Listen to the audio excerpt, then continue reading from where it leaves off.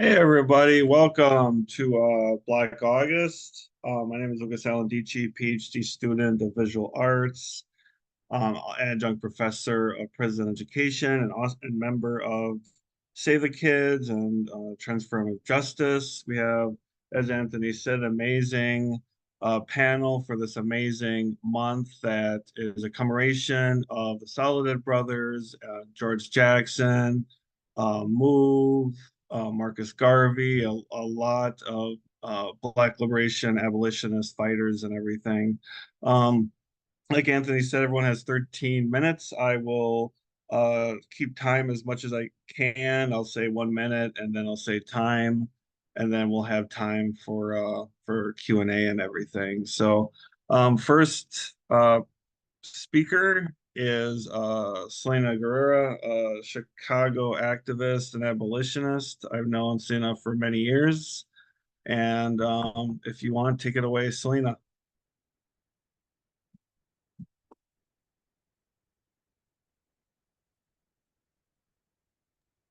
Salinda. Salinda. Hey. Hello, I'm sorry. My apologies. I thought I was in a different order. Yes. Hello, my name is Selinda Guerrero. I've been an organizer for liberation for about 26 years. But I feel like I was called to this work for my whole life. Today is a really important day. I'm sorry. I want to lift George Jackson today. Today is the day that he was assassinated, just before he was 30 years old. And it's really important for us to hold on to that because we understand those conditions that took his life are still the same conditions we're fighting with revolutionaries who are behind the walls and on the ground right now, and across the world. So I just want to hold sacred that memory, those lessons, the wisdom that he provided, and also an understanding that the structure that has assassinated him is still assassinating us out here right now and targeting our people. I'm originally from Tiwa Pueblo land, is my homeland, in the southwest of the United States, also known as Albuquerque, New Mexico. This week, I'm on the ground in Chicago, where we have been in uprising all week. I left the front lines of protests to be here with you today. Comrades of mine are right now on the ground in protests at the DNC, which also I want to lift up the historical context of, the last time that this happened in Chicago was in the 60s when anti-war Vietnam protesters disrupted the DNC. And we're still here. We're still here fighting US imperialism. We're still here fighting against these structures that continue to abuse and harm our people, that have gotten more sophisticated. And with that, I want to just also say, like, I feel the presence and I feel like what I'm bringing to this space is that revolutionary spirit of the people who are still right now on the ground in direct action all over the world. I receive messages from comrades that are on the ground in Gaza. I just think it's so important for us to understand and call what's happening right now in the world what it is, and that is a live streamed genocide being orchestrated by US imperialism.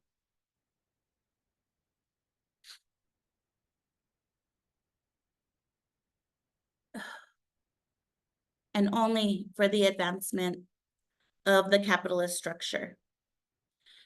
And throughout this week, we've also been engaged in a lot of political education, which I wanted to also center in this space. And part of what we've been discussing and unpacking is, people are here from Defend the Forest. People are here from Indian Collective.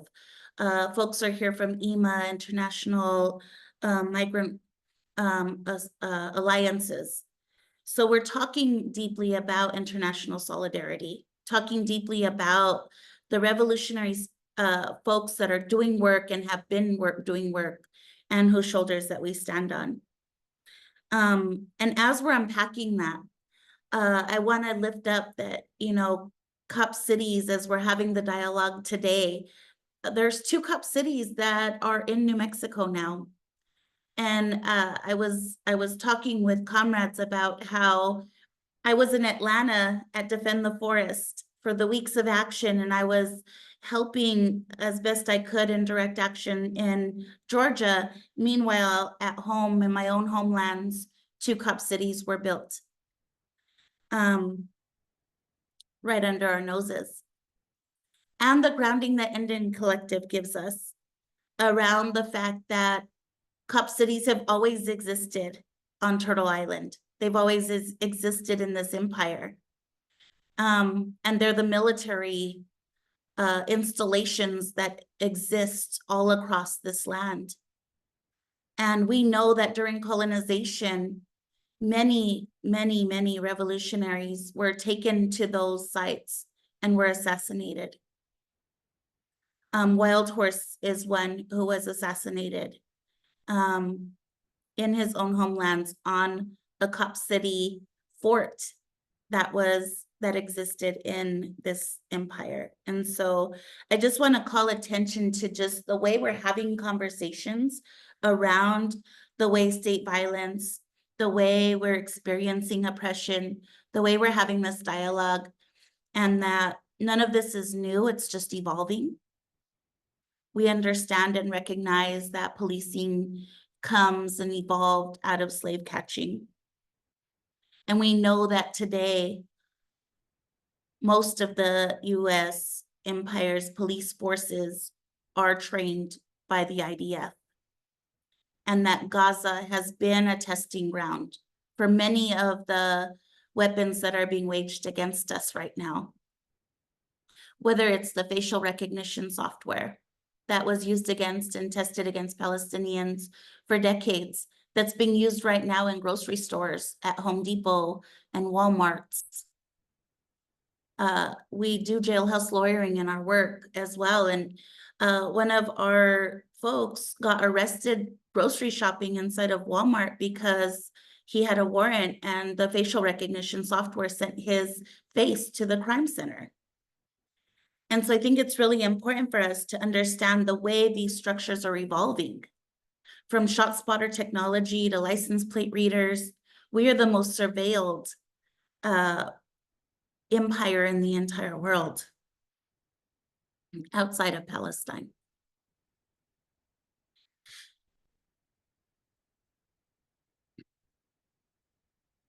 I also want to lift up how a lot of the same practices that have been evolving from Jim Crow laws. And I want to lift up the Louisiana prisoners that I work with and the non-unanimous juries that had gone on all the way through 2018. It was only in 2018 that the Supreme Court finally stopped the practice of people being able to be sent to prison when they had non-unanimous juries. That means a jury of 10 or 11 instead of in any other state that would have been an acquittal. There's still 1,500 people in Louisiana who are imprisoned because of Jim Crow laws and have not yet been able to access freedom. And I want to lift them up in this space, that we are still fighting for them. I want to lift up all of our folks that are suffering in solitary confinement cells across this empire and across the world.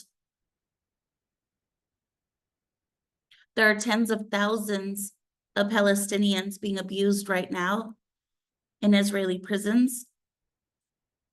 There are tens of thousands of migrant asylum seekers who are being imprisoned right now all across this empire in detention centers. And we have folks here in this land that are being held in solitary confinement because of their revolutionary spirits. From Jeff Fort to Mumia Abu-Jamal, there are so many. And so our work is mighty for us to be able to help support and tear down these structures that harm our people.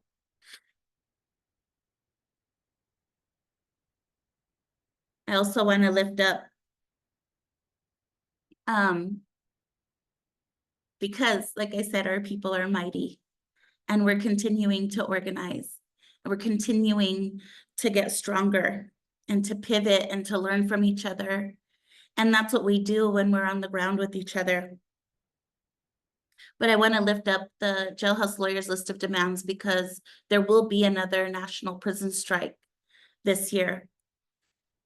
And I want to lift up the 10 demands that have not been met yet, but many are working on and have been working on since 2016 when the first strike happened.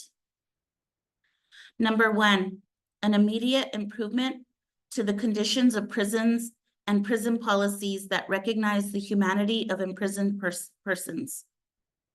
An immediate end to prison slavery. All persons imprisoned in any place of detention under U.S. jurisdiction must be paid the prevailing wage in their state or territory for their labor. 3, Prison Litigation Reform Act, the PLRA, must be rescinded, allowing imprisoned humans a proper channel to address grievances and violence and violations of their rights. 4, the Truth in Sentencing Act and the Sentencing Reform Act must be rescinded so that imprisoned humans have a possibility of rehabilitation and parole. No human shall be sentenced to death by incarceration or serve any sentence without the possibility of parole. Number 5, an immediate end to racial overcharging, over-sentencing, and parole denials of Black and brown humans. Black humans shall no longer be denied parole because the victim of the crime was white, which is a particular problem in southern states. 6, an immediate end to the racist gang enhancement laws targeting Black and brown humans. 7, no imprisoned human shall be denied access to rehabilitation programs at their place of detention because of their label as a violent offender. 8, state prisons must be funded specifically to offer more rehabilitation services. 9, we demand the immediate release of all 1 political minute. prisoners.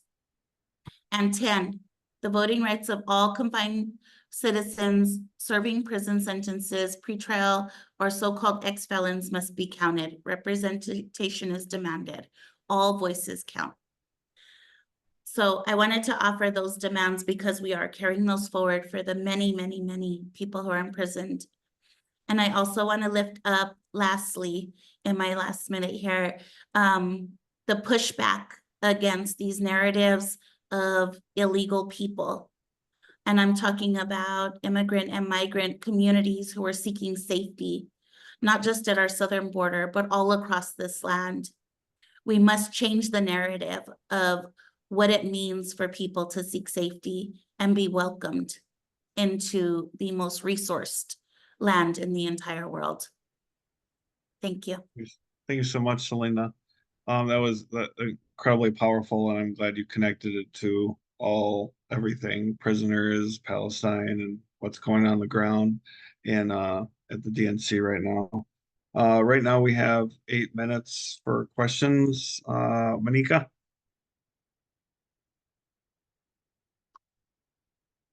Got your hand up.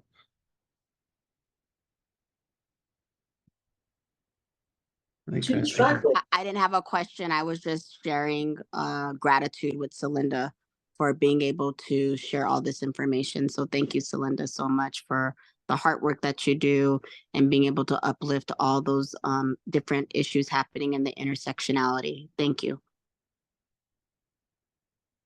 Thank you, Monica. Max, you have a question? Yes, I do. Celinda, I was curious about your feelings on some current events.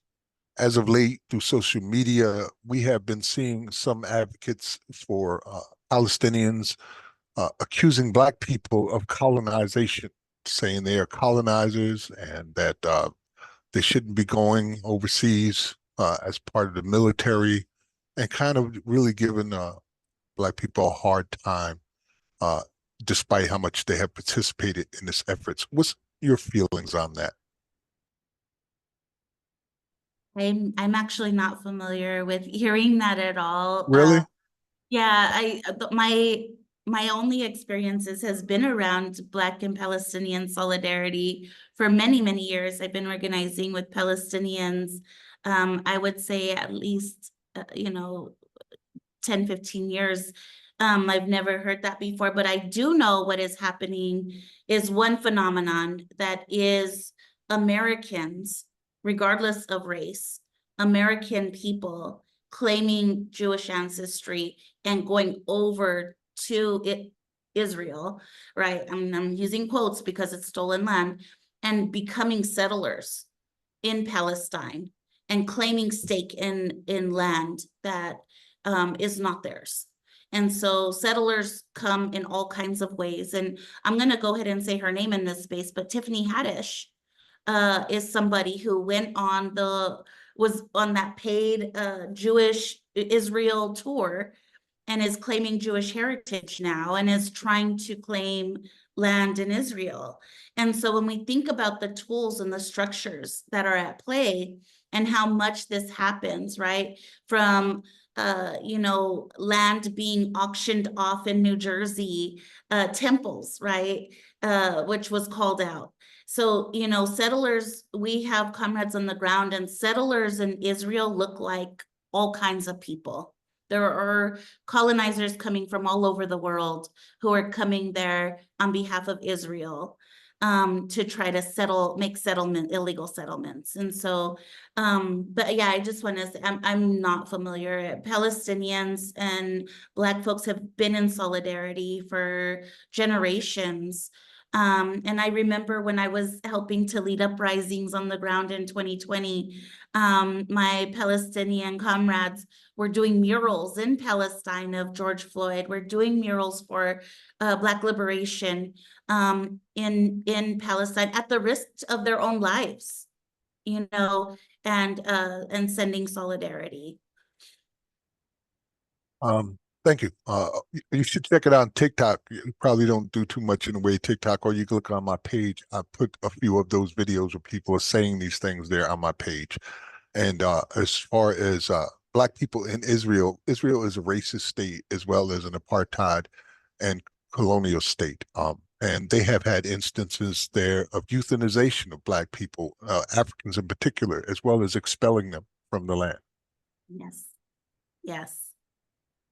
And I want to lift up, like, what I was talking about is that's not Israel necessarily. It is a tool of this empire's colonization tactics and strategies. We know that the whole propaganda campaign was built out of the United States, Ronald Reagan administration, where they were able to put together the propaganda campaign that is the talking points we still hear today, right? Israel has a right to defend itself. All that rhetoric that they're still spinning actually got developed by a PR person who was a right-wing person in the 80s who worked with the Reagan administration to create that propaganda campaign.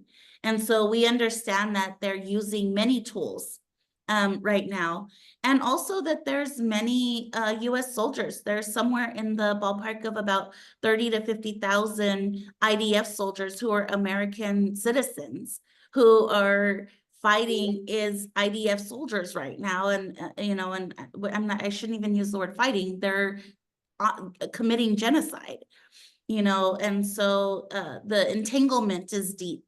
I guess is what I want to lift up. And the tools are manifesting themselves because they want to be able to preserve this narrative that they are spinning. Thank you. Daphne, you had a question? No, No? Okay. no, sorry. Oh, no worries.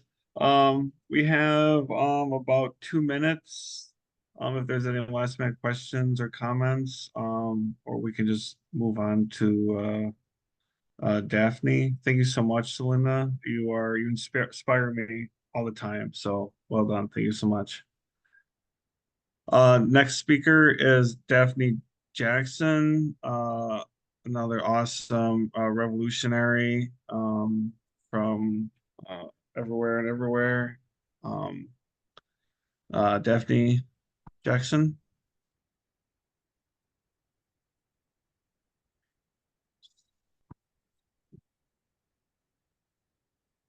Daphne, you there? Yes. Oh, good evening, good evening.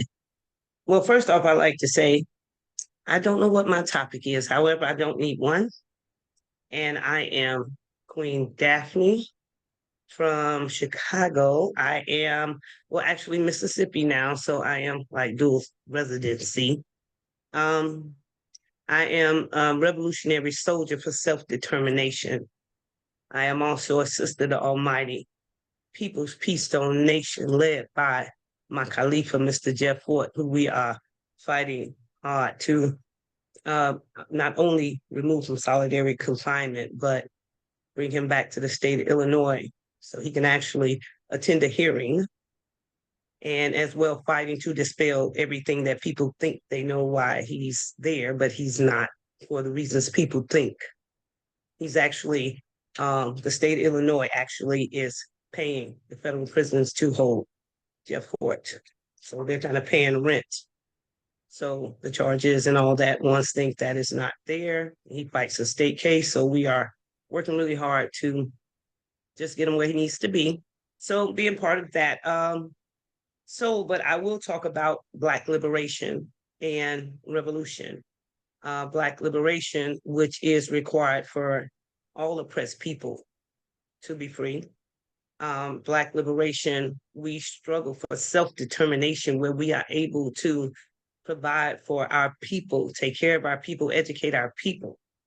That is often looked down upon even by other activists because we choose to want self-determination, as everyone understands that if there's a country and a community that depends highly on the contributions of African people that we continue to make to everything, medicine, science, education, and other strides and things. However, we make those contributions, but our people are the ones that lack any type of resources or any other things that allow us to push that forward. So we fight for self-determination for that. And the one thing I want to clear up is self-determination is not separation. But we really feel that we can no longer continue to protest alongside others, nor get bamboozled like we did with the Civil Rights Act, when once thought minorities meant just Blacks and what will be done, but it was trickery, just like now we are being fooled with the lingo of using people of color. So when laws and things are passed saying that, again, we lose out. We are depressed people, and the thing is that, so self-determination is really important, and it's like, that's basically not the whole shoot 'em up, bang, bang, and what people think revolution is all about. We have to get aggressive, but it's about just taking care of our people and bringing our people in. And then therefore, once we bring our people in, then we can combine with others for total revolution, because at the end of the day, this system has to go. You know, we can go, it's been a hamster wheel. And actually, African Black people, we can't afford the luxuries that others have. I mean, and what's the things that are happening, Celinda spoke of, you know, the people occupying Palestine right now in the city of Chicago. African Black people are being put out their homes, put out in the street, evicted, moved around, can't eat, cut off social services. Yet and still we and citizens been here forever, but we yet and still we have to sit and watch as others are given the places. People are being evicted to allow the immigrants coming in a place, given food, cars, shelter, things that we lack. So it's the same thing. Our land is being occupied. Our people are being displaced, and we're hurting. And this is going on. It doesn't and quite fit in. And we could do the this and that, the individual things, but we're hurting. We don't have the luxury to pick a fight. And I wish we did. And unfortunately, many of our people are in that aspect, like they fight for this and then they fight for that, they fight for that. And that's again the trick of a system that has convinced everyone that you have a certain fight, in opposed to everyone fighting against a system of things and a society made to oppress us all as one. So I struggle, I guess, not so much as a independent contractor, but I struggle as an individual. It's very difficult to pinpoint and say I struggle for this or support that or any particular thing other than self-determination for African people, you know what I'm saying? And freedom for all oppressed people. And we fight for all oppressed people, but we have to be very clear. Again, as I stated, no one will get free. Nothing will stop until African people are free. And we have to begin to do this. But unfortunately, there's so many things. And the one thing that, even in being involved in Save the Kids and understanding transformative justice and how we really have to attack the issues within a community, the issues within the world as a community that actually affect the people and causes the other conditions, that people suffer from. And when we think about like Black August, and in Black August, I think of the Honorable Marcus Mosiah Garvey and his move, and many speak of Pan-Africanism as though, it's a foreign move. However, it was more about connection, not a go back to Africa move, but a connection and making ties between Africans all over the world, between those on the motherland and the diaspora, and that because he has been taken down and was taken down. And that was to disrupt that move, because of course we are understood that no one wants Africans around the world to realize there's a connection, even in this country, how African Black people have disconnected themselves. Now, everyone else in every other race, they say that. Some people say I'm Polish American, I'm Scottish American, I'm this or I'm that, Spanish American, Mexican American. However, it has been, and I can give that to, again, the propaganda and everything, because as a child, I was growing up and the only images that I was shown of the continent and motherland was that of despair, and destruction, while all along we're talking about a continent that provides 80% of the energy out of my life that goes to France, that powers France. We're talking about those cell phones that you guys are using and these things and electronics and things that we are using, where children are slaved and people are dying in mines in order for us to have these things. So a disconnect and a disregard for people. When we talk about Black August, when we talk about Black Revolution, when we talk about Black liberation, African liberation, we have to have a full discussion. And I was speaking, and yeah, I don't have points because I don't write things down. I live this, so I just talk. So, so if anybody expecting me to read for some points, that's not happening. I just talk because this is what it is, what we suffer from, and it's a daily pain and so many things to get ones to understand, but activists and people who hold their own sectarian visions and selfishness of what they want and subjectivity and not an objective view, that when we speak of African liberation and even the atrocities and the terrorism and brutality placed upon African people, such as the many, many things that occurred in August, hence Black August, and those different things that still occur today, it's like, then we're branded aggressive. We're branded everything because we have to tell the truth. And in the spirit of the Black Panther Party, I speak aggressive. I use brutal terms because this is brutal times, and those are brutal things that happen. And no one really wants to like cross that wall, just get to it. But again, and again, I've always said our liberation, there's no one in solidarity with African liberation. Only when it's a combined thing. But I'm on the front line a long time and ain't nobody showed up. But handful of people, don't nobody show up in solidarity with African people for the struggles of our people, but that there are over 40,000 maybe homeless young people in the city of Chicago alone. Ain't nobody showing up advocating for food for the people to eat. Nobody showing up to help us advocate, you know what I'm saying, for housing for our people. So there's no solidarity with African struggle, but Africans are in solidarity with others. But I just want to be clear, no one's in solidarity with what our people go through continuously in our communities. You know, we're being hoodwinked and bamboozled as usual. And right now, again, where thousands of African people are being displaced and evicted from their homes for any reason because the city of Chicago is offering $5,000 a month to house immigrants, where women with children try to go get Lincoln food stamps for their children, but they can't, but they're dropping $10,000 to $15,000, $20,000 on the link cards of immigrants in this city. Black businesses are being closed, yet they are offering businesses, cars, homes. So the disenfranchisement of our people, African people, we continue to be, as Chairman Fred Hampton Jr. say, the Rodney Dangerfields of this country as well as this world. So we struggle much more harder. And it's not, again, it's not separation. We speak truth and the things that are being used against our people. So, but we don't have the ability or the comfort to be able to just say, hey, we're going to fix this and fix that. We don't have that because the atrocities going on within our communities and amongst our people continuously being gunned down. But efficiently and ironically and coincidentally, it seems every 3 years, the state finds a Black victim to allow the so-called protesters to hit the streets about. 1 minute. Just as the latest sister that just happened. So you say 1 minute? Yes. Oh man, I've been talking so long, I don't even know.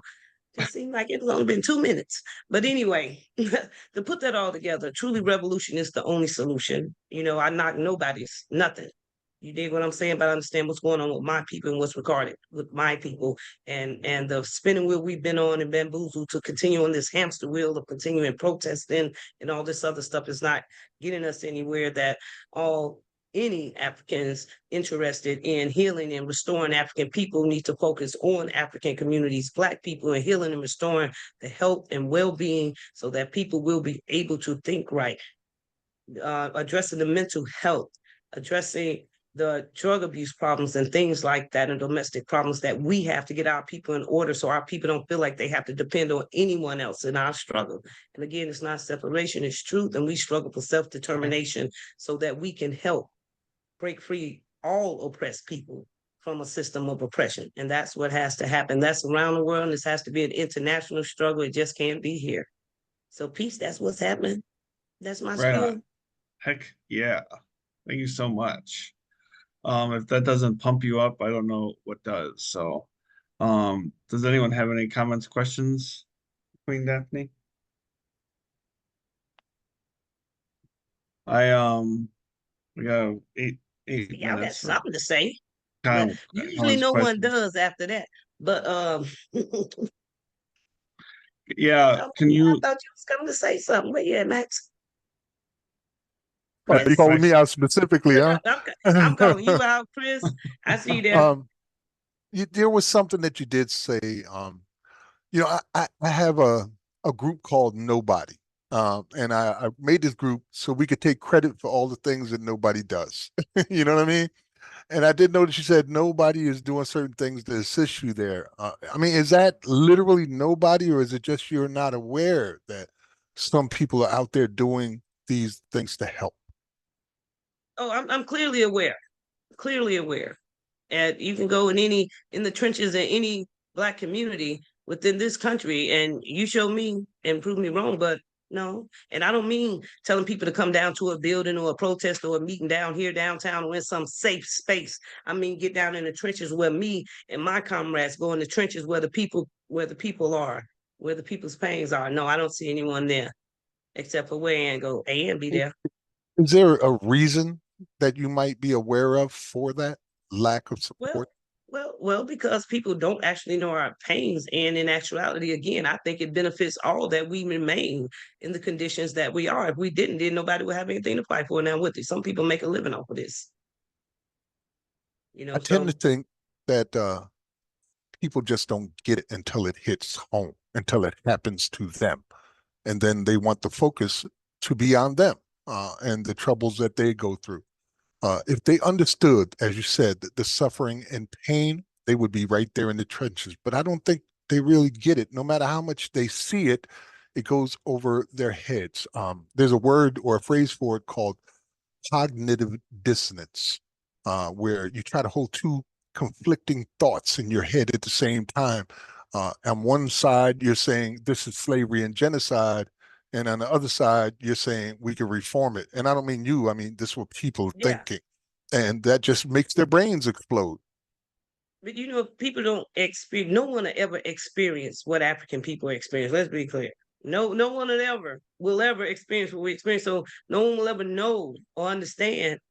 You know what I'm saying? The things and the questions we have to ask ourselves when we go in certain rooms, we go certain places. If you're driving a car, if you know what I'm saying, just different things, that people have to ask.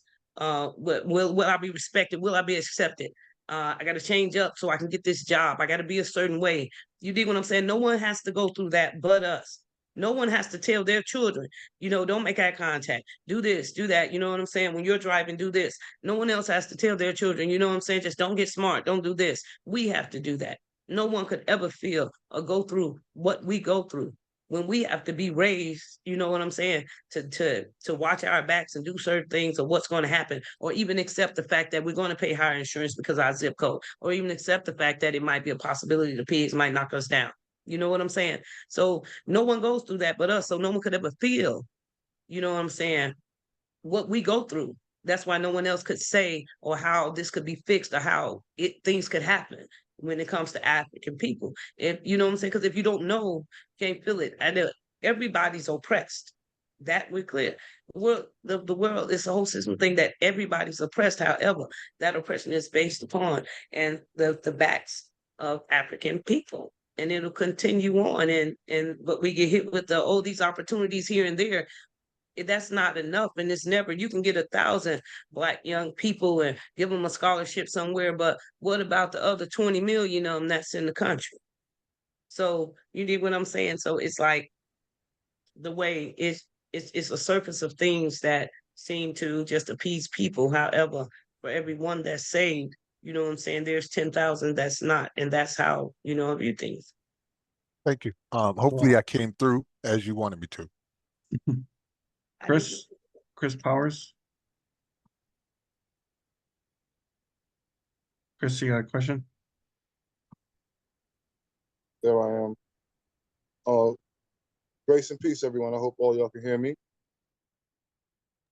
Yep. You're muted. Am I being heard? Am I being heard? Yep. Okay. Thank you all. Thank you, Shalinda. Thank you, Daphne. Thank you, Anthony. Thank you, STK.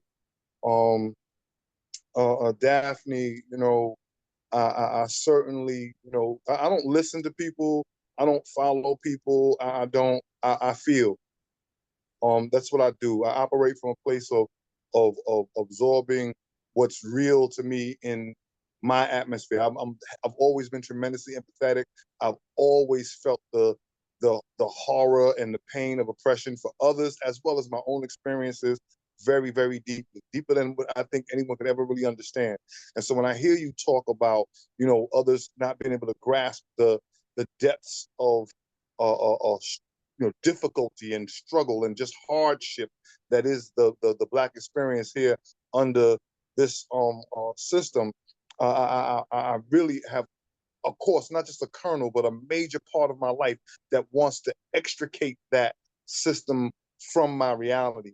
I want the whole thing to stop.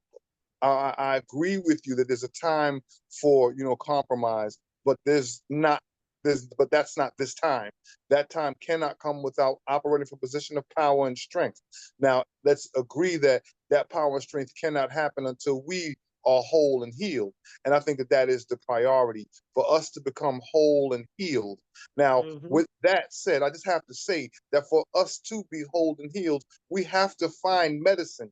We have to find cure. And I'm going to say unequivocally that I want the cure, and I don't give a damn where it's at.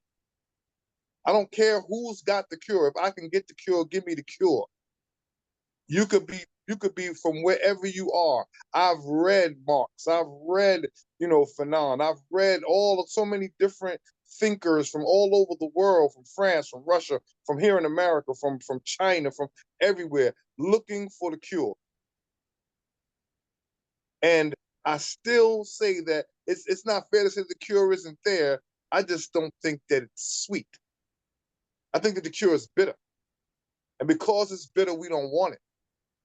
I'm tired of making excuses for people who have access to books and computers that are capable of getting them information.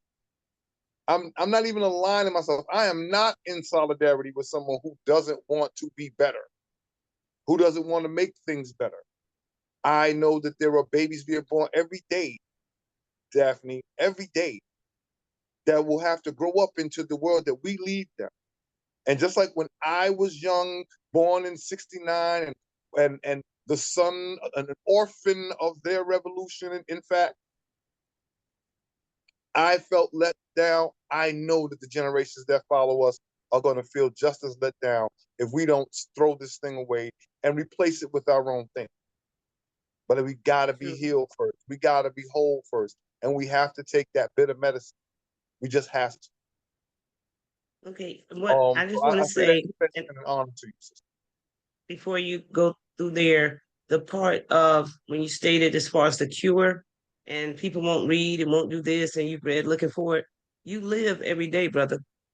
What do you think will help you yourself as a cure? And that's another thing that why do we feel that we aren't the cure? Why do we feel we have to read about it in history?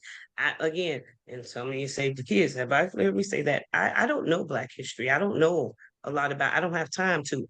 I got the present to deal with. I haven't had an opportunity to understand the history of my people or go do all of that. You know what I'm saying? I don't understand that because right now there's a present that I fight for.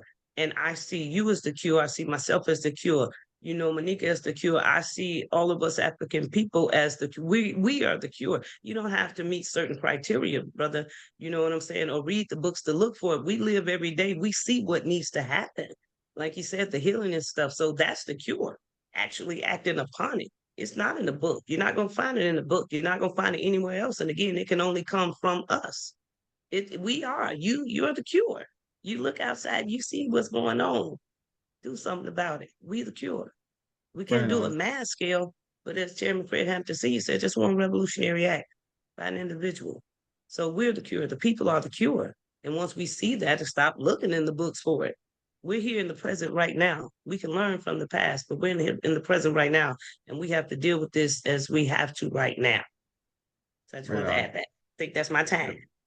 Yeah, we'll have definitely a lot of time at the end for more comments and questions and everything. Thank you so much, Daphne. Next speaker is Maurice Granbay.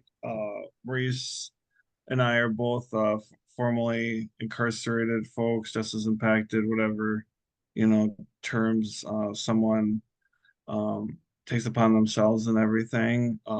Maurice does a lot with food justice and everything, and I'm proud to introduce him. Can you hear me all right? Yep. Okay, it's making sure. Thank you for the introduction, Lucas. That was pretty awesome. And I love coming into a conversation that's potent and that's filled with significant. Daphne, you're awesome. And so is every speaker that's went before. I mean, Linda, the words that was just spoken concerning the fatigue with constantly having to search history for an answer rather than being an answer, and of also, having to not just fight the fight, but have to fight other people to fight for themselves. That's that's a very serious conversation. And that I see, Chris, that you have your hand raised. Were you waiting to jump in here? Chris Powers. No, Chris had his hand up for a while. He already spoke. Okay. All right. I was just checking. All right. Just want to make sure. So, on the topic, when we're talking about, we're talking about the abolition of slavery in the context of certain forms of institutional slavery that is still going on, including incarceration. Poverty itself is a form of slavery where people manipulate acts of resource circumstances and force them to perform menial labor in order to escape. When we're talking about this in that context, a lot of times the focus that I have, and the focus of my talk generally, is on what's the antithesis. And so if I'm not a slave, then I'm free. If I'm fighting slavery, then I'm adopting the position of a slave. I'm saying that I am enslaved. I'm not saying that I'm fighting for freedom if I have freedom. That's not the way that we talk. That's not the way that it's understood. So some of what we deal with is the postures that we take are the postures of the past. And much of that comes from having read so widely, especially authors that were parts of different resistances, and having come to identify with those who were within those circumstances with which we ourselves feel like we are facing. Now, of course, when we're talking about freedom and we're talking about, absolutes, and we're saying, okay, well, nobody is absolutely free. And even if you consider yourself absolutely free, then there's certain scientific reasons why we would have different limitations. But there's always a struggle to, within our capacity, achieve the heights of what we're capable of under whatever circumstance. And in that vein, I would like to think that our forebears in the struggle were living in times that they were confronted with very similar situations that we're confronted with. Perhaps maybe some of them were more physical in nature, or more blatant, or open in their brutality and their intents to antagonize our people. But nonetheless, one of their forms of resistance that we overlook a lot, but which I like Save the Kids for, is fun. Hip hop. Hip hop is defiant not just because of its ability to articulate resistance to the way things are and social norms that don't include them, but also because of its ability to make fun happen in a very not fun situation. It's sort of going back to the sort of Victorian and Elizabethan obsession with finding triumph from tragedy, and hip hop itself is a theme of that. You see in Tupac and some of the other greats, you see the great rage and the great passion and the great pain and sorrow. It comes out inside their poetry and their lyrics, in the way that they approach life, in the vitriol that comes inside of their lyrics. But on the other end, you're looking at the way they present it. I mean, what's so catchy about gangs, what's so catchy about hip hop, what's so catchy about the struggle is because they were having so much fun. It was a party. They were having a blast. They drank every day, smoked weed, hit corners, had girls. They were out in the streets. They're like, this is all you left us, and we're going to turn it into something that everybody else is going to envy, right? Being able to rock it differently.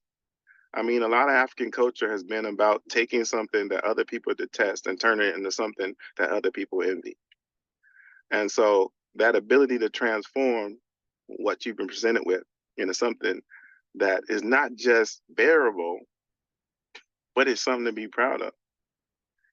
That is a form of resistance. It is a form of overcoming, because the moment that you're able to pop that smile when somebody's trying to keep you down, you've won for the moment. And life is a thing of moments. Like I said, when we talk about possibilities and absolutes, okay, we're not absolutely free because no moment is the same. Each moment things change. Even a river that you watch flow, and they say you don't ever see the same river again because the water keeps moving. And life is like that. We keep it moving, right? And so in this search for finding justice, in this search for finding abolition of slavery, we also have to remember that part of the search is not just keeping an eye on the pain that's been presented to us, but keeping an eye on how to find joy in the middle of the suffering and how to maintain that joy, how to ride that crest, and how to make our lives have more crests like that. Where is the next event at? What are the things we're doing that are going to attract the attention of our kids so they're not falling into the same pits that we stepped into? How are we going to get information out in a better, more relevant way than a book? A book is dead. You know, it always fascinates me, and this is not a religious conversation, but it always fascinates me when people look for a living word that's out of a dead page. It's a dead tree. It's letters that can't move. If you do move them, you're out of pocket because those words aren't supposed to change. And so all of a sudden, you're trying to find life in something with no breath. And I think one of the differences between an African approach, and I don't just say African in the sense of, strictly the continent of Africa. What I mean is we're talking about Africa. We're talking about a title that connotates originality. And so we're talking about indigenous people worldwide. We're talking about people who have in their veins the heartbeat of the earth, who sit in silence and in silence and inside of their solitude, inside of their moments where they're to themselves, they're thinking about a better way, because that's what the earth does. The earth struggles, but the earth is always concentrated on growing. Soil's intelligent, water contributes to the process, it all interplays with light and makes magnificent things happen. So that's what indigenous people do. We concentrate and we elevate. And so when I say African, don't mistake me for thinking that this is like some form of like regionalism or factionalization of solidarity. When I look at people that are seriously concentrated on cultivating a world that is more conducive to life. And by life, I mean freedom, I mean access, I mean dignity. So people who are concentrated on that, whether they say they are or not, they're in solidarity with me because that's what I seek too. We're working side by side. And so when I say this form of looking for life from death has got us twisted, I mean it in the realest form. We have to be more alive. If we have information to present, if we have a lesson to teach, if we have a goal to achieve, and we don't feel as if the masses are waking up or if they're moving fast enough, then the last thing we want to do is to present as if we're at a funeral, right? We don't want to present down. Nobody wants to be at a funeral. You want to be at the party. The funeral happens because you have no choice. And that happens with us too daily. I mean, we suffer because we have no choice. We don't suffer because we want to. And so I don't mourn. I don't mourn daily. I don't mourn unless I'm forced to. Sometimes, yes. Like I was listening to the brother speak and I was listening to his passion and I was listening to his focus. But that is by force. He was not engaging in that, and I won't say a diatribe because people have lessened the value of that word, but I will say it's that a very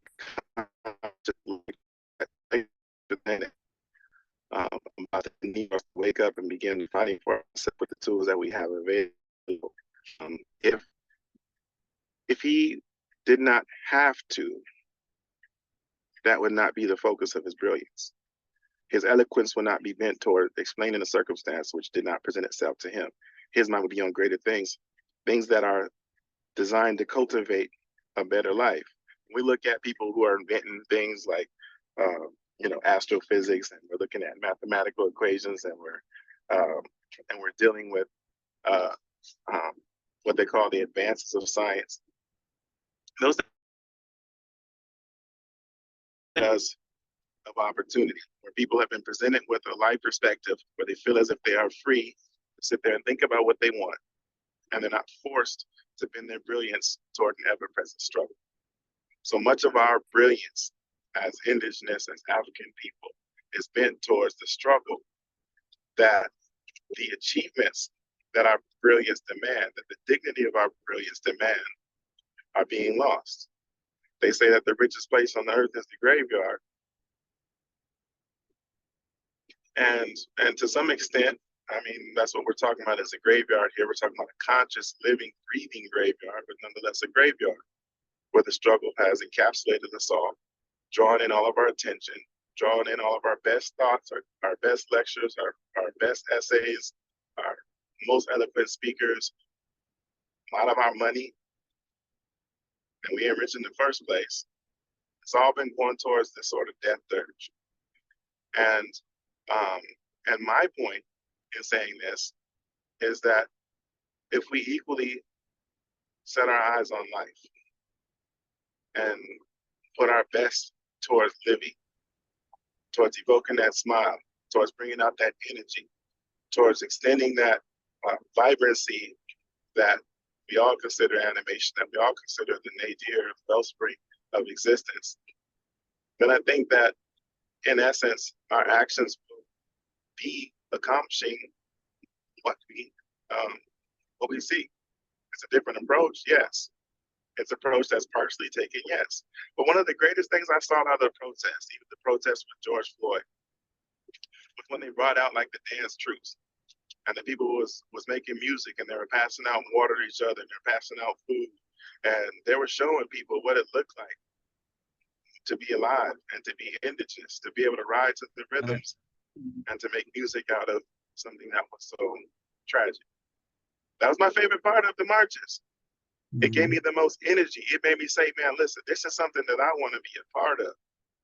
I want to be a part of life. I'm not celebrating this man's death. I'm not celebrating the prospects of many more years of people dying like that. What I'm celebrating is the fact that the sting of death is taken away when you're able to smile at it. And when you're able to laugh, and you're able to dance, and you're able to show people that their threats and their methods of intimidation, their methods of oppression have never trampled out your spirit. Because why would they beat you? Why would they flaunt you on TV while you're strangling to death? Except for to teach others a lesson. Except for to step upon the spirit of your community. And so, okay, so I'll let it hang right there. That's my talk, and thank you for that patch. Thanks, Maurice. Oh, that was lovely. I think whenever you talk, it's just prose. It's just amazing and beautiful. Does anyone have any comments or questions for Maurice? Max? I do. Oh, I'm sorry. Alicia first, and then Max. Okay, awesome. Peace and blessings, Joel. Nice to hear from you. So, Reese, I thought that was super powerful, what you shared. My question for you is, where do you see the future for us as community builders, as communities? Where do you see it going?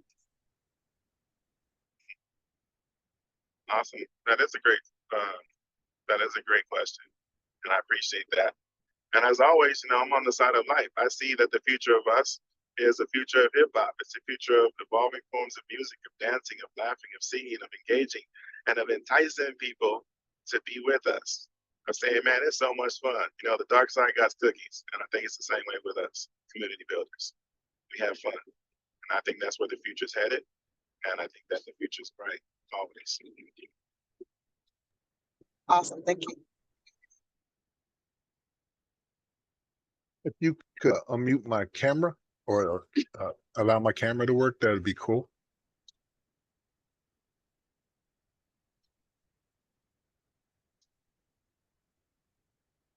In the meantime, my question is this. You mentioned, Brother Maurice, something about forms of slavery. Could you elaborate on that for me? Oh, absolutely. So a lot of times people forget that that slavery has an economic bent, and they concentrate just on the brutality that's inflicted on other people's bodies and whatnot. But those are just forms of slavery, the forms in which slavery took in order to achieve to better achieve its economic aims, its aims that were in sync with imperialism. And so let's not forget that other than just brutalizing people and and oppressing them in a physical way, that they had other ways of manipulating peoples that they had conquered. And those ways included utilizing wages. They included utilizing a system of law and justice that was designed to be governed by themselves and subjected, having the other people or the people in large being the subjects of it. So no matter who you are, since you're not the judge yourself, then you don't have any say-so in the outcome. They have all the say-so. You're giving them your power. You're enslaving yourself to their will. You're abiding by the structures that they have presented that benefit themselves. So these are just a few, and I don't want to go too long, but there's just a few of what I mean by forms of slavery, forms of us allowing ourselves to be subject to the power of another who doesn't or hasn't proven that they have our best interests at heart.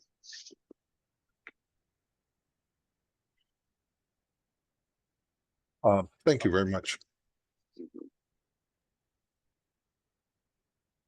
Cool. Maurice, kind of follow up. Like, what do you do in your daily life in regards to kind of practicing what you preach and everything? Oh yeah, that's dope. Well, so I drink a lot and smoke a lot. No, I'm playing. If people ever ask me, it's very revolutionary. No, actually, I'm the opposite. So what I do daily, first of all, is I try to cultivate an environment in which people can do these things. You know, when people are starved for basic elements, you know, of existence, such as food, care for themselves and their families, and it's hard for them to force a smile. And so I want to make the conditions easier for people to find oppression. That means connecting people to resources. Yeah, you can't hear you, Maurice. Oh, sorry. Let me see. Yep. Is it any better? Yep. Okay. So basically connecting people to the resources that they need in order to increase the likelihood that they can defy oppression. So if you are not too starved, you're able to smile. If you have the ability to keep a roof over your family's head, then it's easier for you to think of creative ways to be and express yourself in a world that's designed not for you. And so housing stability, you know, outreach, those are the types of ways that I engage most, and also holding events. Right on. Awesome. Thank you so much. Does anyone have any quick questions? We got about 2 minutes for comments, questions. No, there'll be time at the end, like I said. Thank you so much, Maurice. Next speaker, I have the awesome privilege to introduce Max Parthes.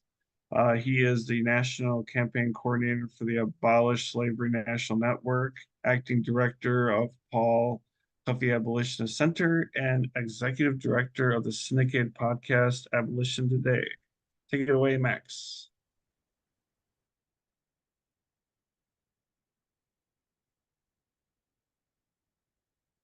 You're muted or something, Max. Oh, I'm sorry. Can you hear me now? Yep. First, I want to say thank you to the organizers and also to the people who came here today because I asked them to attend this event. I want to start out by saying that the Center for Constitutional Rights defined Black August as a time designated to commemorate and honor the freedom fighters, especially those inside the walls of the prison systems, who, with their vision, tenacity, and deep love for our communities, are leading us towards the horizon of abolition. It was originally started in the 70s, of course, as you know, by California prisoners, and Black August is a way to honor the lives and deaths of Black political prisoners killed by the state, bring awareness to prison conditions, and to honor the radical tradition of Black resistance against anti-Black state violence and systemic oppression. I want to also say that it has grown quite a bit since the 70s when it began to be inclusive of those who came before us and to elevate those who are coming ahead, of those who are making changes now and are freedom fighters right now, like Brother Robert Earl Council, aka Kinetic Justice, Samuel Nathaniel Brown out of California, organizations like the I Am We Prison Advocacy Network, Jailhouse Lawyers Speak, Brother Hannibal, Benu Hannibal Rasan from the Free Alabama movement. And of course, today is Nat Turner's, the day of Nat Turner's rebellion when it began. So this touches on history as well as leads us in.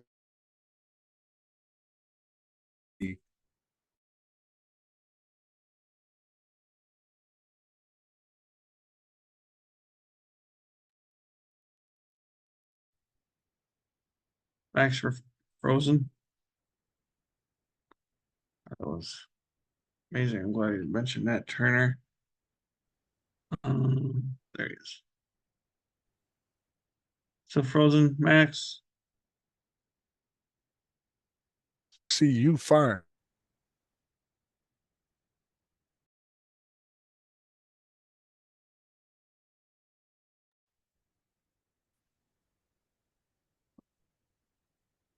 Yes, no. Yep.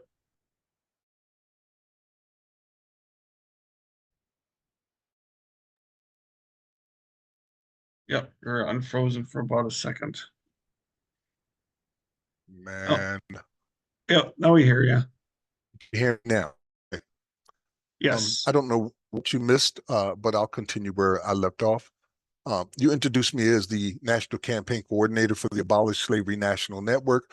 That is because slavery is still legal in the United States and was never abolished, not for a single day or moment. The 13th Amendment is very clear that it allows for slavery and involuntary servitude as a punishment for crime. This exception clause traces all the way back to 1777 Vermont, who was the first state to introduce it. It went through 8 iterations before it finally got to the 13th Amendment, which were Republicans.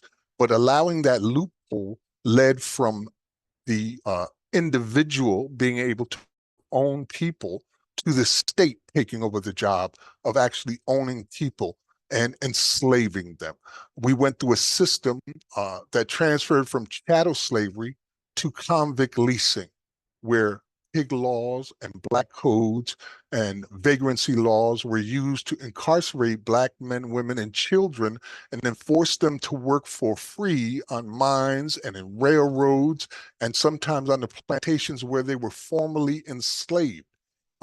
This went on all the way up till 1928 or possibly 25, depending on what historians you speak of, when an event occurred in Alabama that killed over 130 black men, women, and children in a mine collapse. It upset the world so badly that America was forced to end convict leasing. But we know that convict leasing never actually ended, just like slavery never actually ended. Just this year, the Associated Press did a major report that showed that inmates were being leased out to companies like McDonald's and Burger King and chicken farms and major corporations all across the United States. Inmate labor itself is an $11 billion a year industry where at least 7 states pay nothing for the labor, and the rest average an amount of cents a day. 3 cents a day in Alabama, 13 cents a day in other states. This is literally involuntary servitude, where if you don't work, you are forced, and if you don't do it, you end up in the hole for months on end. You lose visitation, and like the case of Samuel Nathaniel Brown, who wrote the Abolitionist Amendment while he was in a California prison, you can get up to 15 years more in prison for refusing to work a single day by refusing you parole or probation. So what we're dealing with in the United States today is not mass incarceration. It is literally a slave trade, where we have the largest prison population that has ever existed on planet Earth. And some of these facilities charge exorbitant prices in order to incarcerate individuals, like in Rikers Island. On Rikers Island, which is known as a hell on earth, it costs $566,000 a year to incarcerate a single individual. Now, that is not a cost, that's an incentive to incarcerate more people. And as you know, it's also very race-based. And that same detention center, Rikers Island, 95% of the population is Black. In the state of New York, where they only make up about 17% of the population. I don't like to talk about things that I think or feel. I always prefer to talk about some things that I know. So I want to drop a few facts on you so you can understand what we are dealing with here in the United States, particularly for Black people and poor people. Let's just look at it over a decade. In the last 10 years, at least 12,000 people have been killed by police. If you add in preventable deaths in jails, detention centers, and prisons, that number could double or possibly triple. That's enough dead bodies to fill Yankee Stadium in 1 decade. More than half of the people killed by police are young, 20 to 40 years old. An overwhelming majority of the victims are male, over 95% of our men. An estimated 2.5 million civilian injuries have been caused by law enforcement officers in the past 10 years. Since 2014, near 750,000 non-fatal injuries required hospital treatment. Black African Americans are more than twice as likely to be killed and almost 5 times more likely to suffer an injury requiring medical care at a hospital compared to white non-Hispanics. Black males comprise only 6.1% of the total U.S. population, but 39% of those who are incarcerated and 25% of all people killed by law enforcement. There are more Black bodies in U.S. cages right now than the top 5 populated African nations have combined, which represents double the U.S. general population with an over 90% Black population. In 2022, the 2,850 local jails scattered across the country held about 658,000 people on any given day. But that already staggering number pales in comparison to the millions of people admitted to jail every year. There have been more than 100 million jail admissions in the last decade. At any one time, nearly 6.9 million people are on probation, in jail, in prison, or parole in the United States. Each year, more than 600,000 individuals are released from state and federal prisons. Another 10.3 million cycle through local jails. Since 2014, nearly 7 million people have been sent to prisons. And despite protections of the 15th Amendment and due to felony disenfranchisement, between 5 and 7 million people are currently denied the right to vote right now, the most basic constitutional right. Some of these prison facilities are literally former slave plantations, like Angola and prisons in Mississippi, Parchment. And many are known as hellholes on earth, rampant with known human rights and constitutional violations. In 1 year, there were over 24,000 allegations of sexual assault and harassment by inmates, 240,000 since 2014. Of those which were substantiated with additional evidence, 58% were perpetrated by inmates and 42% by prison staff. Inmate assaults are 38% higher in private prisons than in public ones. And let's not forget the assembly line of flesh and bone called our courts. More than 100 million cases are filed each year in the state trial courts, while roughly 400,000 cases are filed in federal trial courts. Over 10 years, that's 1.4 billion cases. The U.S. is the only nation on earth that allows for legalized slavery as a punishment for crime in both the federal and state constitutions. You can see from the stats that it is a monstrous revenue generator and a tool for race and class-based population control. I know what slavery and genocide looks like. Me and mine are subject to it daily. Even as I speak to you right now, my youngest son is being railroaded into a lifetime prison sentence for a crime that he did not commit. And the only reason that he's being railroaded is because, like most of us, we can't afford the cost to get a decent lawyer that will get us out of these railroading cases. As the brother said from EGI, it is better to be rich and guilty than it is to be poor and innocent in this country. The Abolish Slavery National Network is about to celebrate its 4th anniversary. We have actually been together since 2018. Since 2018, we have abolished slavery exception clauses from 8 states across the United States. This year, California and Nevada are both on the ballot to remove slavery exception clauses. And we have organized across the country so efficiently that we have over 20 states lined up to do the same thing in 25 and 26. As we speak also, there is a joint federal resolution on the table that was introduced by Senator Merkley of Oregon and Representative Nikema Williams of Georgia called the Abolition Amendment, which will repeal and replace the 13th Amendment, removing all allowances for slavery and involuntary servitude. When we talk about Black liberation and we talk about freedom and we talk about freedom fighters, what we're fighting against is the opposite of freedom, slavery. And many people are not even aware that it exists in this country. We tend to blame ourselves more often than not, or blame our children, although we are not more criminal than anybody on earth. We are more criminalized. So I don't know how much time I have Just left. 1 minute. 1 minute. All right. With that, I just want to conclude with a quote from Frederick Douglass, one of our greatest freedom fighters. And in this book, he said, "You have seen how a man becomes a slave. You will see how a slave becomes a man." Because it is our intent as the Abolish Slavery National Network to remove all slavery exception clauses across this country, and for the first time in our history, allow us to challenge these badges and incidents of slavery without the protection of an exception clause, allowing the industry and institution of slavery to continue. Thank you. Thank you. Right on, Brother Max.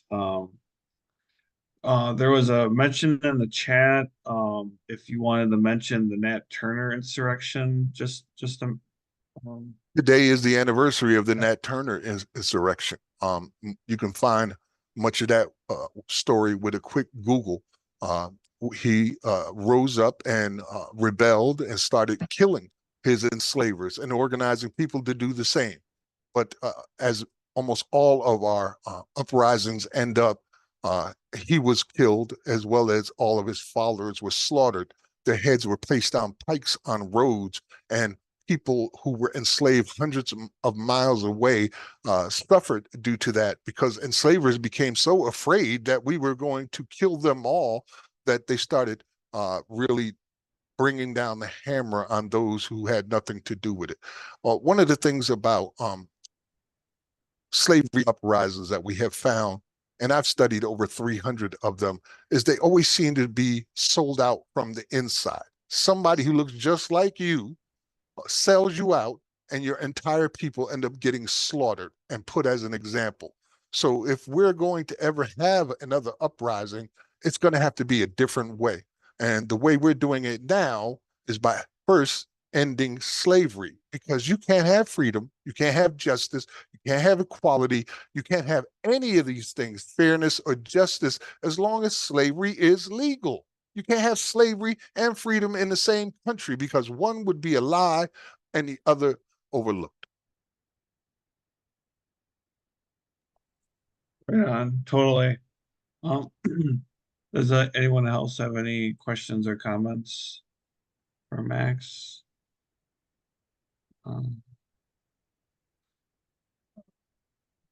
Man, I love your Abolition Today podcast.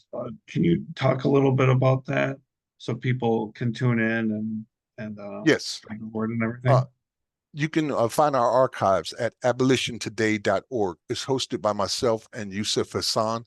we talk exclusively about the 13th Amendment and all of the different things that are associated with legalized slavery in the United States. We bring in special guests from all walks of life, and we connect it all with music and poetry. So we're not only awakening your mind, we're also moving your soul. Oh, beautiful. Thank you so much. Yeah, if there's not any questions, we can go to our last speaker. Wait, everybody wanted me to get a question, but I can't get none. I gave you a question. I'm always Well, other than interested. the host. Yeah. I have a question for you then, since I don't have any more questions. Yeah. Let me ask you, what role do white people play in Black August? For me, it's just being more John Browns. I always love it when I tell people, like, talk about John Brown, talk about Malcolm X. Malcolm X is like, well, how can exactly, he said the same question but backwards. He's Malcolm X, told folks, like, if you want to be a good white accomplice, like, be like John Brown. Right, I feel you on that. So We do yeah, need more exactly. John Browns, absolutely. Chris, you got a question?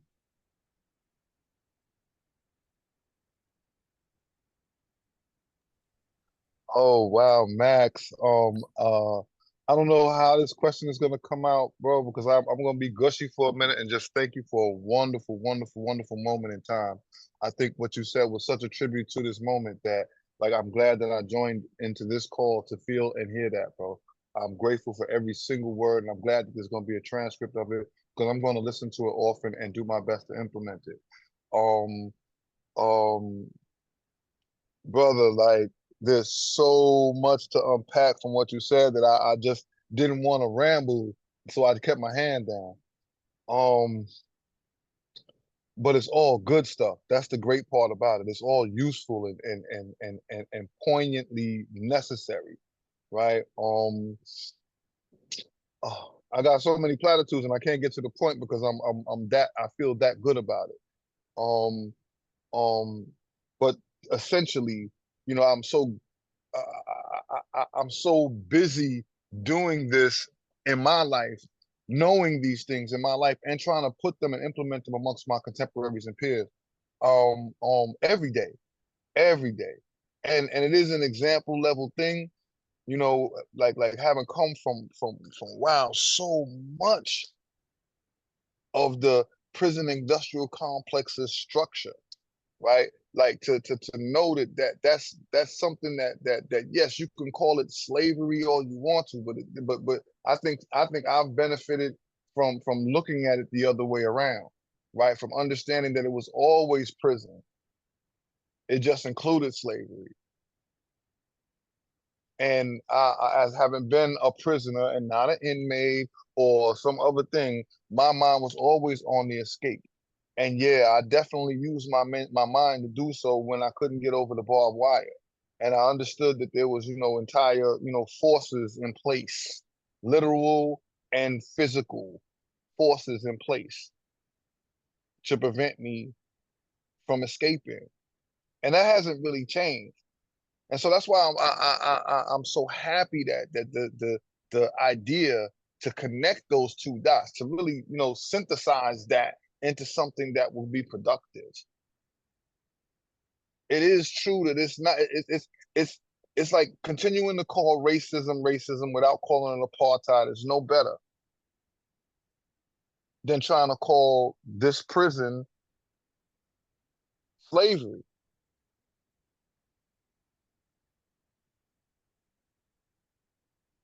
It's been a prison from the beginning too. You put the juxtaposition right there.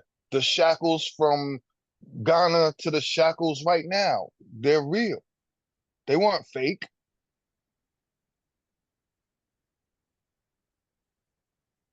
The escapees in the middle passage in the water, you put my mind on those shackles, right? But not in shackles. I don't want you to misunderstand me.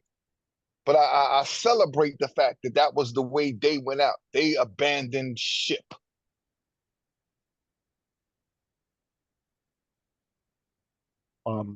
Indeed, we are.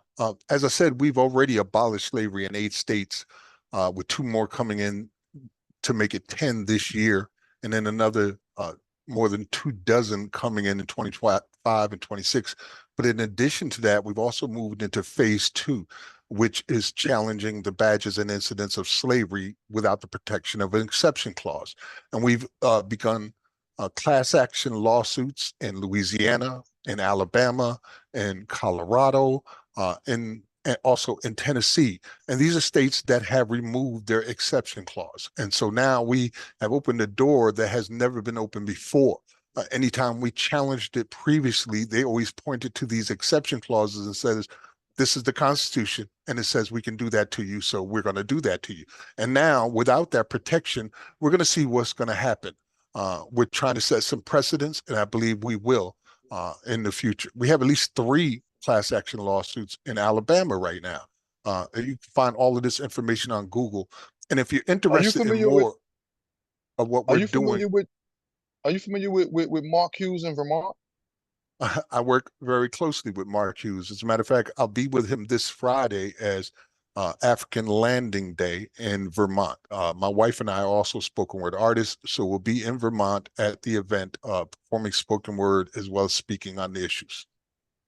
Please mention me to him, and I wish I could be there, but I'm scheduled to work for, and of course, I didn't prepare myself. But please give my love and regards to Mark, and thank you both, right, for pushing the needle forward on this idea of changing those laws step by step. I'm very aware of the fact that Mark Hughes and the Center for Racial Justice of Vermont were instrumental in getting that done. He and his wife Christine, the family there at the Kemp Center are my family and loved ones. Have him introduce you to Maria. That's all I have to tell you. He'll understand that message. She's my son's mother. You'll see her.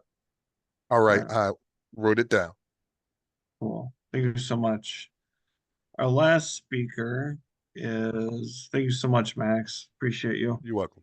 Our last speaker is Alicia Page. Alicia Page is a community advocate for change and passionate about ending mass incarceration and replacing the systematic change with transformative building blocks, and a member of Save the Kids.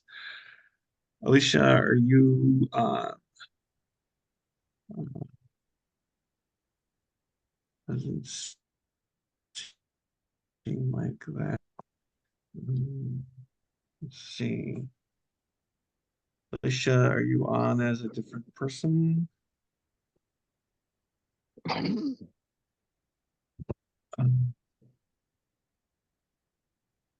See.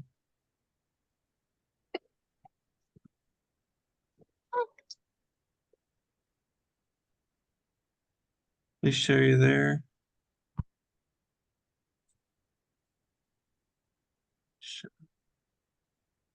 I think she was having video issues.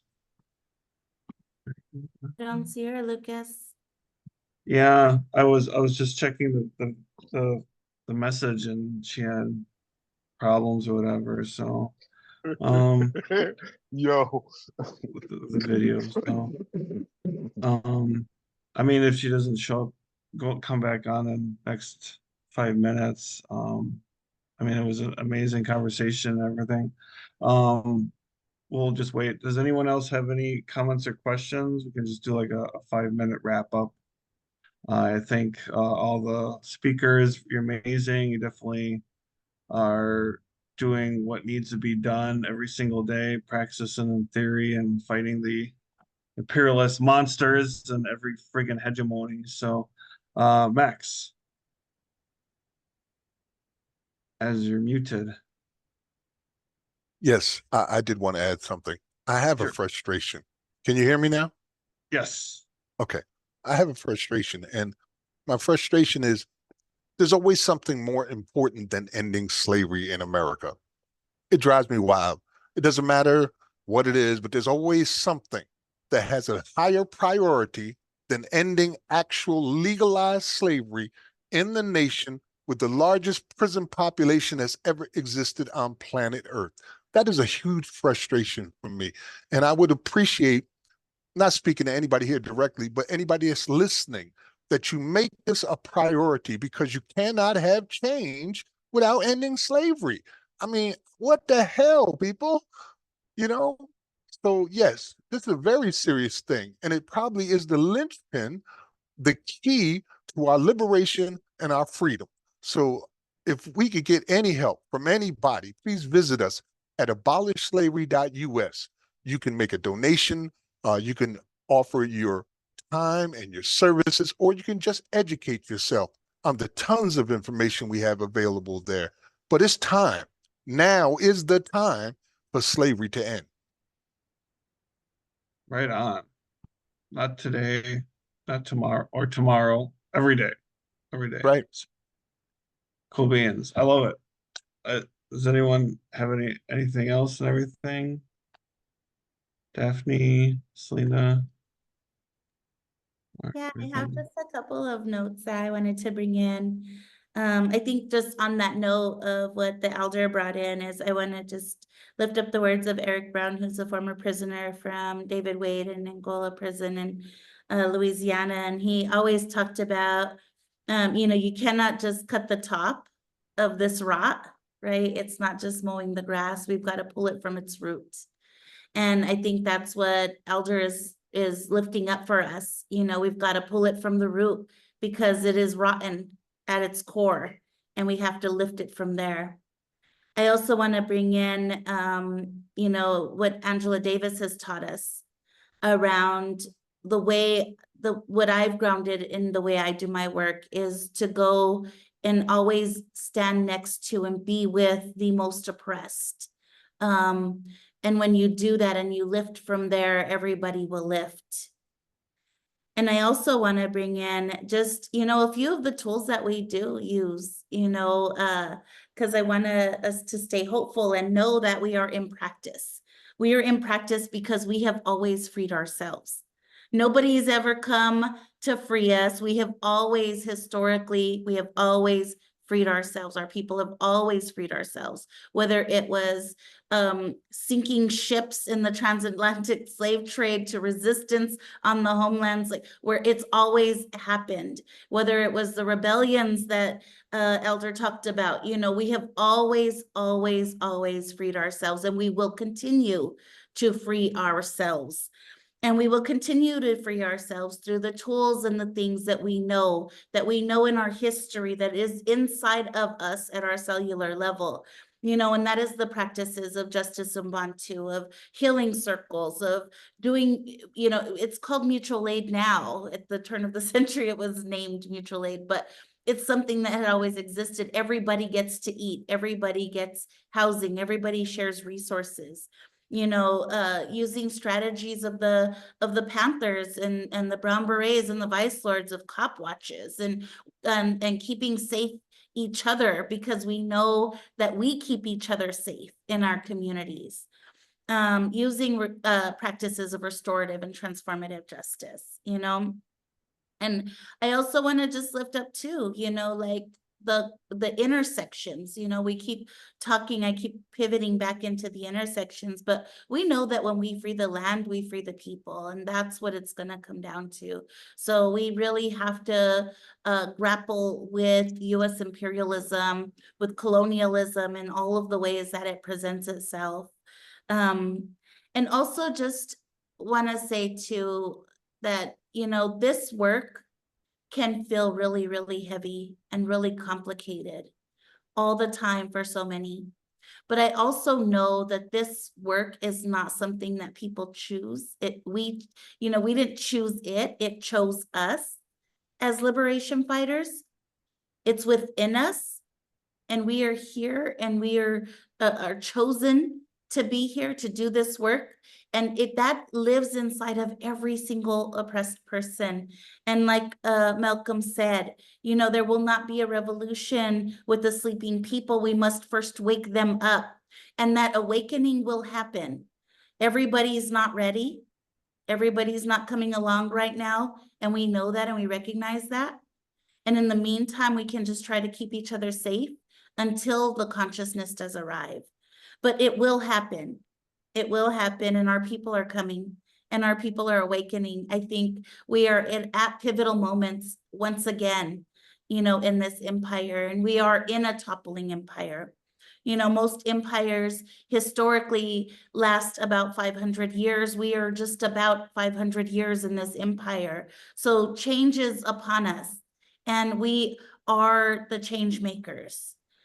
And just also want to just lift last thing, I'm sorry, I know.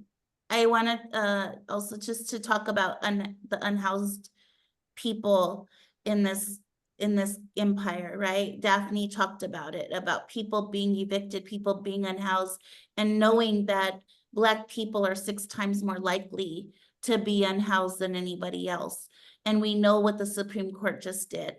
And so just pivoting into what Max offered about the prison industrial complex, like the mass incarceration, the continued legacy of slavery in this country, that because of work that has been done for decades, those numbers had started to diminish in prisons.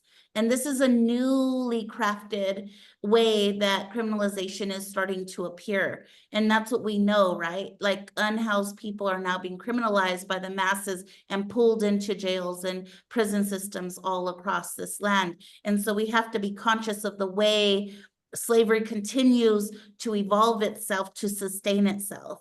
And so we have to recognize that this is a continued struggle amongst us all. And yeah, and then just last note, you know, that anti-Blackness is so real, so existent. And we, you know, I think the evidence of that was when Joe Biden went in the spring this year and gave a speech at the southern border saying that people from Colombia, Venezuela, and Haiti are no longer able to claim asylum here, when those are the blackest countries of asylum seekers who are coming to the borders.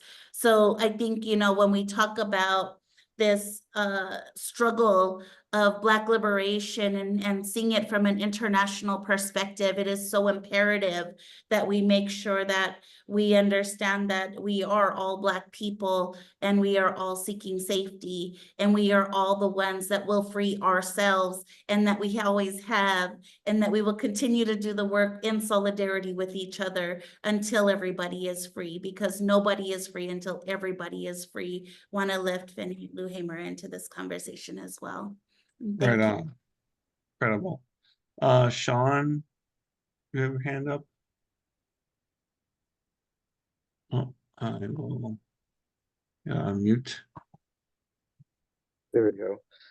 I just wanted to thank all the speakers for a very excellent conversation, and also just to had a comment for Max about we were just talking about international struggle, about how slavery is defined internationally of the Universal Declaration of Human Rights as being the rights of ownership, as often confused with mass incarceration. And on the prison industrial complex, we could talk about that, and also about you talked about how slavery is always like not a priority. How with the convention happening right now, how they talk about freedom with the largest prison population you said on earth. Like, if you have any comments on that as well. So internationally, what we created here in the United States in the form of prison for profit as the new evolution of slavery has been exported across the entire globe. Some of the largest privately owned companies on earth are prison companies like G4S, the Geo Group, CCA, Allied International. As a matter of fact, on the entire continent of Africa, for the past 10 years, the largest private employer was G4S, which is a freaking prison company.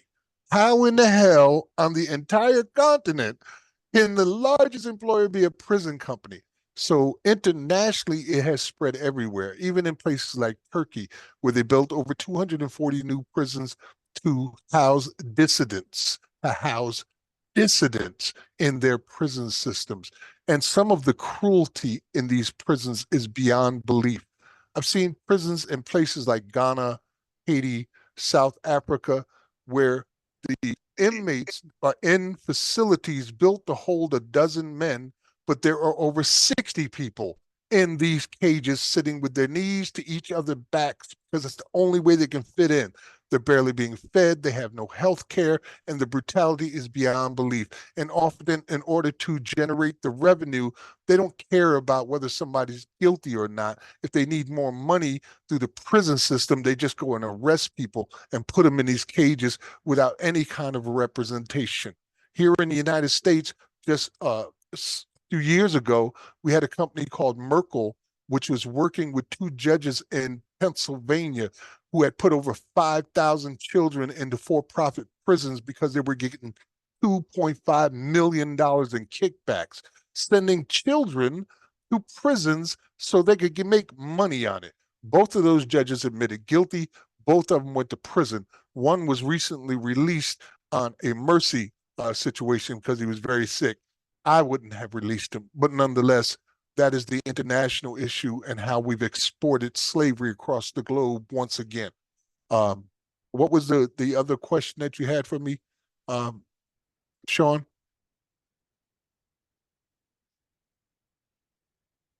About you were talking about how ending slavery is never a priority. And we're hearing a lot about freedom, especially with the Democratic National Convention.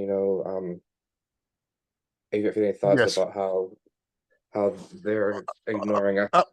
I'm deeply disappointed. Senator Merkley was there, and he is the author of the Abolition Amendment. And when he announced for Kamala Harris, there was no mention about the Abolition Amendment. Also, the same with his co-author, Representative Williams out of Georgia. No mention of neither Georgia's efforts to remove slavery from their state constitution nor the Abolition Amendment. It's almost as if they're giving us lip service. They say they want freedom in the largest prison population that's ever existed, but they're not mentioning, what did you call it?